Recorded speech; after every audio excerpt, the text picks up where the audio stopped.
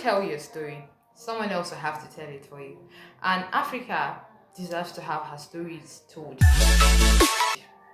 Hi, I'm Vivian, and this is Africa Epoch, where we discover powerful historical stories they never taught us in school.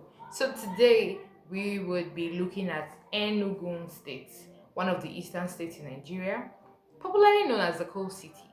And we are going to see what history has to tell us about Enugu State. Long before modern Enugu State existed, the land of Enugu-Ezike was home to proud Igbo communities living by their tradition and ancestral laws. In one of these communities in the late 19th century, a girl was born who would later change the meaning of leadership forever. Her name was Ahebi Ugbabe. Ahẹbi grew up in a deeply traditional society where family honor and spiritual customs shaped everybody's destiny. But when conflict arose between her family and local authority, Ahẹbi refused to accept the fate imposed on her. She fled her homeland alone. In exile, she found refuge among the neighboring Igala people, where she learned survival, negotiation, and the way of power beyond her birthplace.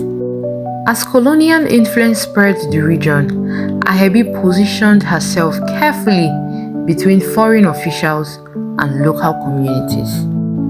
Recognizing her influence and intelligence, colonial administration appointed her a warrant chief, an unprecedented position for a woman in Igbo society.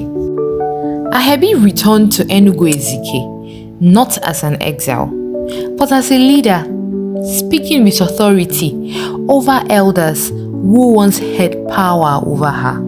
Her residence grew into a center of authority where decisions were made, disputes were settled, and alliance formed. In time, her status rose even higher. Ahebi Ugbabe became recognized as Eze, a king, the only female king in colonial Igbo land. People gathered under her rule, bringing tribute, seeking judgment, and acknowledging her extraordinary position. She wore symbols of authority, staff, beads, and title makers of a power few women ever had.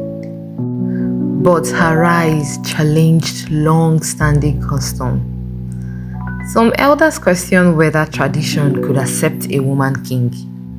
Ahẹbi crossed boundaries even further, participating in rituals and institutions once forbidden to women.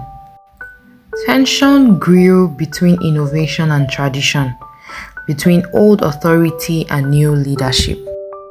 As colonial structures shifted and local resistance increased, her authority gradually weakened.